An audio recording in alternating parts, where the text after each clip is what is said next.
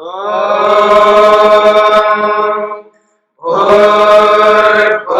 स्वः तत्सवितुर्वरेण्यं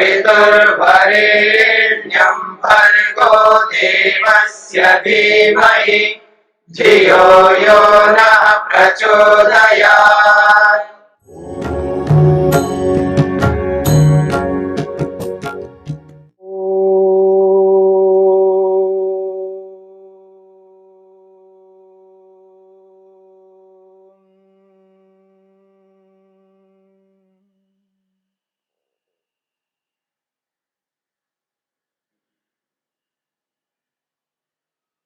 योग विद्या के अंतर्गत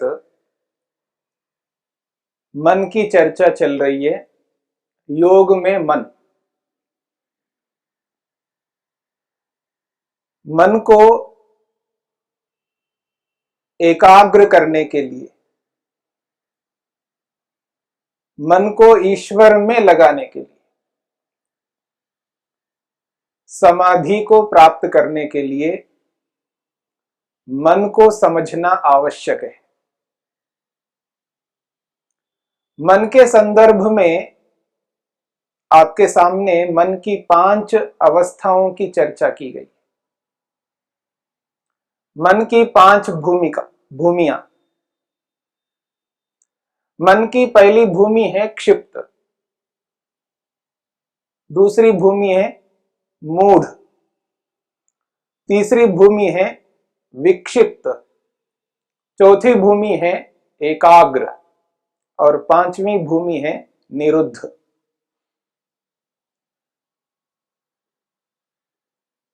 मन की एक अवस्था, एक भूमि क्षिप्त है। जब मन क्षिप्त अवस्था में रहता है, यानी मन के अंतर्गत 3 स्वभाव हैं।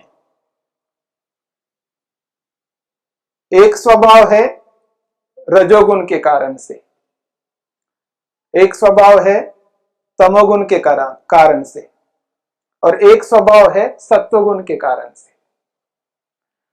रजोगुण और तमोगुण जब ये दोनों आपस में मिलकर के मन के अंदर प्रभाव में आते हैं, मन के अंदर रजोगुण और तमोगुण का प्रभाव जब बढ़ जाता है तो मन क्षिप्त अवस्था में रह करके काम करता है,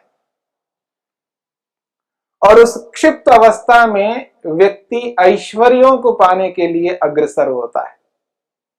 संसार में जो कुछ भी उसकी प्रवृत्ति होती है वो कार्य करने लगता है, ऐश्वर्य को सामने रख करके काम करता है। कुछ भी हो, ऐश्वर्य को पाना है। उसकी दृष्टि, उसका उद्देश्य, उसका लक्ष्य ऐश्वर्य रहता है। संसार के वैभव उसके सामने रहते हैं। उस ऐश्वर्य को सामने रखते हुए व्यक्ति क्षिप्त अवस्था में ऐश्वर्य की ओर आगे बढ़ता है, और उस समय मन के अंदर रजोगुण और तमोगुण काम कर रहे होते हैं। सत्वगुण दबा हुआ रहता है। जब सत्वगुण दबा हुआ रहता है, रजोगुण और तमोगुण से युक्त होकर के जब व्यक्ति कार्य करता है, उसके कार्य ऐश्वर्य को ध्यान में रख करके होते हैं, और उस स्थिति में व्यक्ति ईश्वर को भूला हुआ रहता है,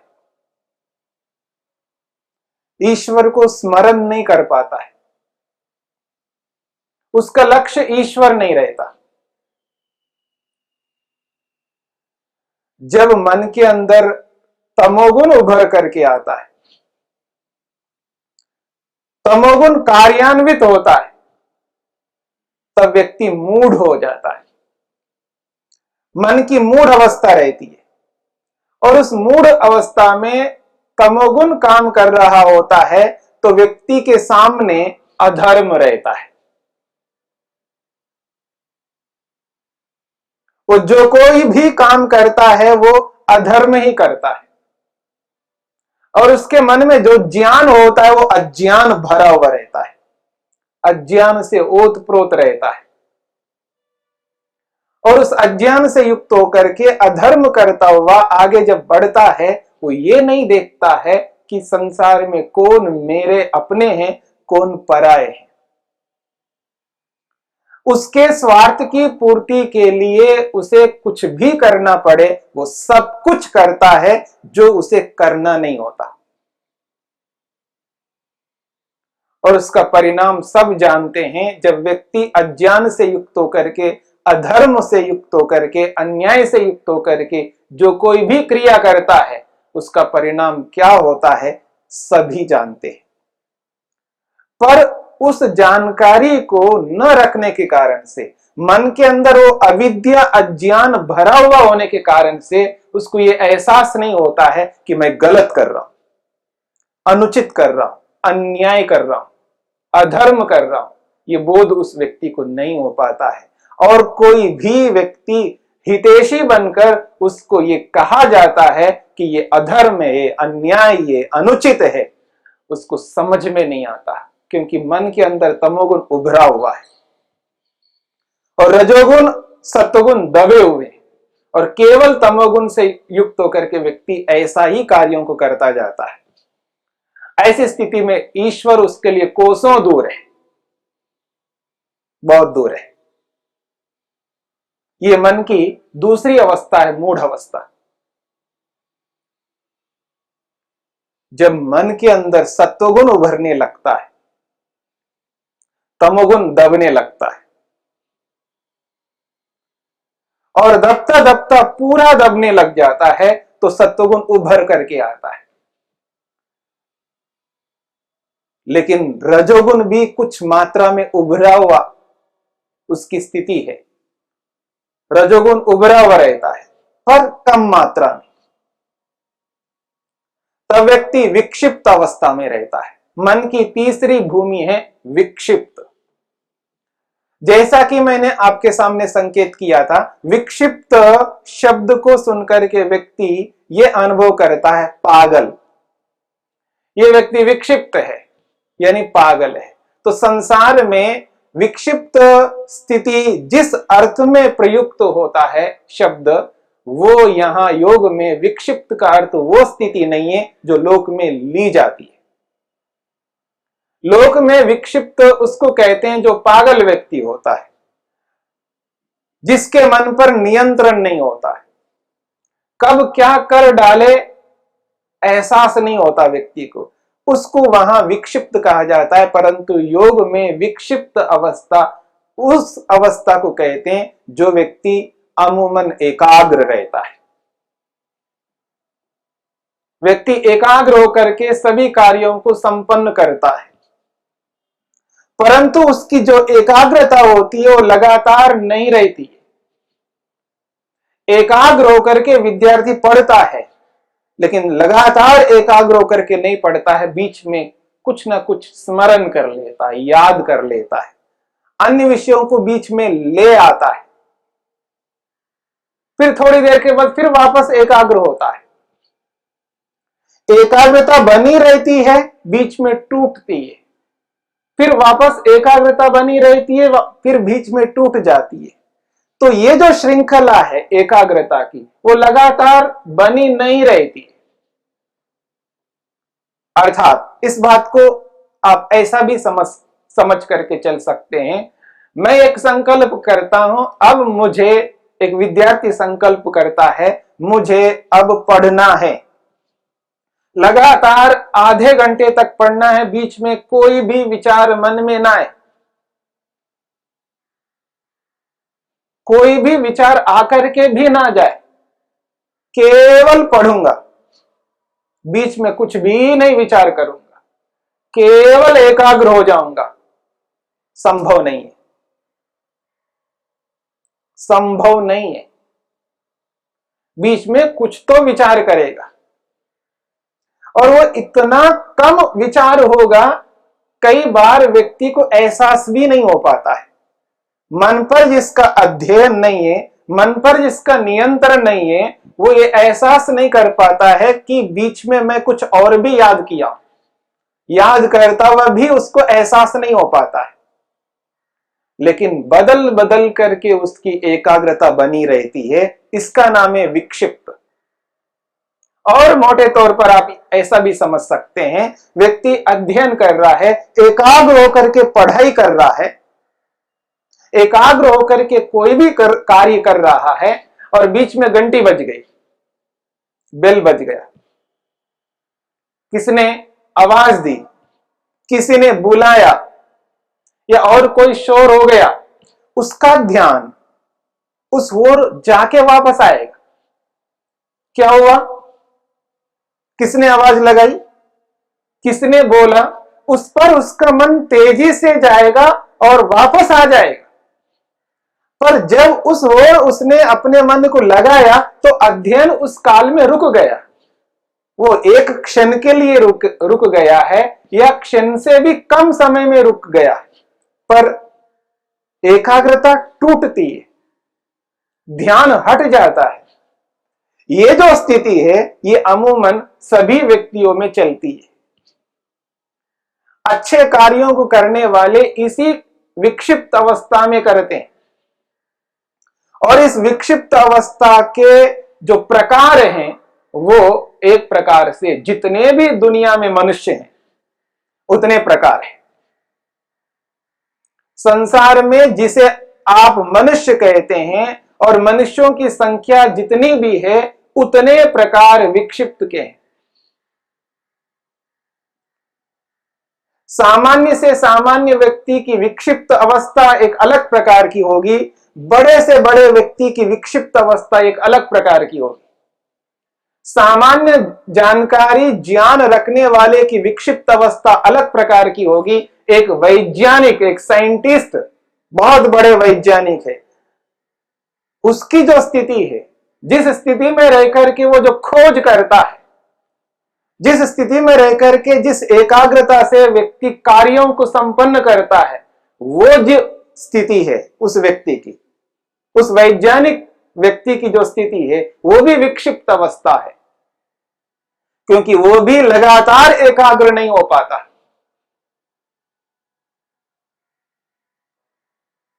क्योंकि उस व्यक्ति में भी बहुत सारी इच्छाएं हैं, अभिलाषाएं हैं, और वो स्मरण आ जाते हैं बीच में। पर सामान्य व्यक्ति से, मध्यम स्तर के व्यक्ति से भी, वो उच्च स्तर का व्यक्ति है लेकिन है वो विक्षिप्त अवस्था है। तो इस तरह विक्षिप्त अवस्था में रह करके व्यक्ति अच्छे कार्यों को करता है, धर्मयुक्त कार्यों को करता है, न्याययुक्त कार्यों को करता है। बीच बीच में व्यक्ति त्रुटि भी कर लेता है, बीच बीच में व्यक्ति आवेश में भी आ जाता है, गुस्सा भी कर लेता है, लोभ भी कर लेता है। यानी राग और द्वेष से युक्त बीच बीच में होता रहता है। और जो व्यक्ति राग और द्वेष से युक्त होता है वह व्यक्ति विक्षिप्त अवस्था से ऊपर उठ नहीं सकता। जिस व्यक्ति में राग होता है, द्वेष होता है, भले ही थोड़ी देर के लिए होता है, या कभी कभी राग कर लेता है, द्वेष कर लेता है, तो समझ लेना वह व्यक्ति विक्षिप्त अवस्था में रहता है।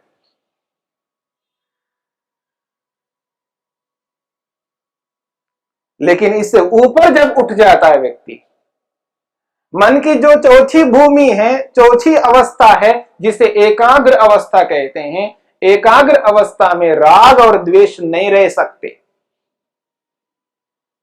जिस व्यक्ति का मन एकाग्र रहता है, यानी योग की भाषा में एकाग्र अवस्था में रहने लगता है, उस स्थिति में व्यक्ति बीच बीच में नहीं, वो राग और द्वेष से कोसों दूर रहता है। किसी भी स्थिति में, किसी भी परिस्थिति में, किसी भी काल में व्यक्ति राग और द्वेष से युक्त नहीं हो सकता, विचलित नहीं हो सकता। राग और द्वेष स्पर्श नहीं करते, वो सम स्थिति में रहता है। गीता में बोला जाता है, गीता के माध्यम से समत्वम जो कहा जाता है, सम रहता है व्यक्ति। कृष्ण ने अपने जीवन के काल में जितने लोगों से जुड़ करके उन्होंने काम किया, विकट से विकट परिस्थिति में भी रह करके देखा और अच्छी से अच्छी स्थिति में भी रह करके देखा, लेकिन दोनों स्थितियों में सम रहे और दुनिया को भी यही संदेश दिया है। वो जो सम स्थिति है वो एकाग्र अवस्था में आ सकती है। भ्रष्ट से भ्रष्ट व्यक्तियों के सामने भी खड़े होकर के सम रहना, उनका विनाश करने के सोच रखने वालों के सामने रह करके भी सम रहना, ये वो एकाग्र अवस्था है जो योग में कही गई है। जिस स्थिति में व्यक्ति एकाग्रता को प्राप्त होता है, वो जो स्थिति है वो है मन की चौथी अवस्था, चौथी भूमि, जिसका नाम है एकाग्र अवस्था। उसी स्थिति में रह करके व्यक्ति समाधि लगा सकता है। उसी स्थिति में रह करके समाधि लगा करके स्वयं का, आत्मा का बोध कर सकता है, आत्मज्ञान कर सकता है। आत्मा को यह एहसास हो सकता है कि मैं ऐसा हूं। जिस एकाग्र अवस्था में वो लेश मात्र भी तमोगुण को उभरने नहीं देता, रजोगुण को उभरने नहीं देता, केवल सत्वगुण उभरा हुआ रहता है। मन में जब केवल सत्वगुण उभरा हुआ रहता है, तब उस स्थिति में वो जिस किसी भी कार्य को करता है, उसका जो ज्ञान काम करता है वो यथार्थ ज्ञान काम करता है, जिसको विवेक के नाम से कहा गया है। जिसको विवेक के नाम से कहा गया है और योग की भाषा में सत्व पुरुष अन्यता ख्याति के नाम से कहा है। मन की एकाग्र अवस्था में व्यक्ति जो वस्तु जैसी है उसको वैसा ही अनुभव करता है। जड़ को जड़ और चेतन को चेतन अनुभव करना एकाग्र अवस्था में संभव है। एकाग्र अवस्था में व्यक्ति जड़ को अलग करता है और चेतन को अलग करता है।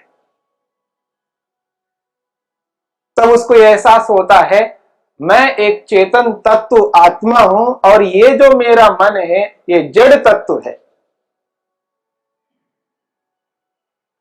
यद्यपि सामान्य रूप से हम जो आज अनुभव करते हैं, हाँ ये तो जड़ है और मैं चेतन हूं, वो जो हमारा अनुभव है, हमारा जो अनुभव जड़ को जड़ मानना, चेतन को चेतन मानना अलग अनुभव है, और एकाग्र अवस्था में जाकर के जड़ को जड़ मानना और चेतन को चेतन मानना सर्वथा भिन्न है, अलग है।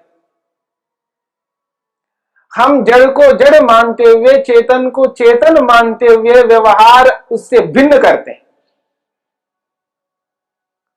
हम जड़ को जड़ मानते हैं, चेतन को चेतन भी मानते हैं, परंतु मान करके भी व्यवहार हमारा उससे भिन्न होता है।